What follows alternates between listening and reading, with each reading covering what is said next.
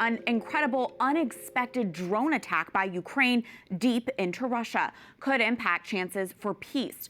White House Press Secretary Caroline Leavitt says President Donald Trump is open to joining in-person negotiations as the administration works to end the war for good. Owen Jensen is at the White House. Good evening. Today I was able to ask the White House Press Secretary about that attack, which caught Russia by surprise. Ukrainian officials say Sunday's attack, damaging or destroying more than 40 Russian warplanes at faraway air bases across 3 time zones, took over a year and a half to plan. Ukraine's president praised the operation. A brilliant operation was conducted on the enemy's territory against military targets only, against equipment that was used to deliver strikes on Ukraine. Russia has had very tangible losses, and justifiably so, as they deserved it.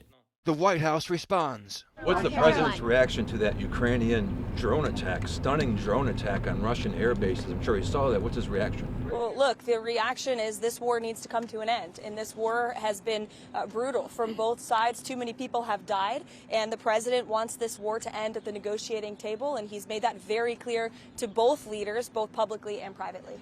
And Russia just fired the biggest number of drones, 472 at Ukraine since the war began. Meanwhile, efforts to end the fighting. More peace talks between both sides held in Turkey.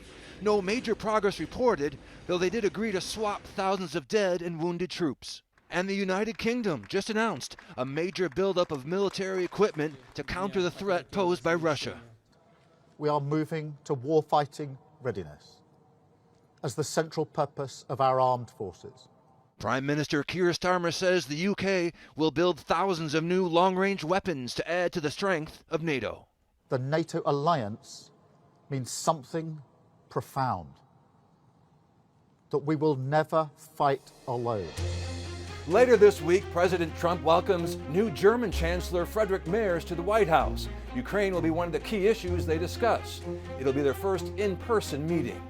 At the White House, Owen Jensen, EWTN News Nightly.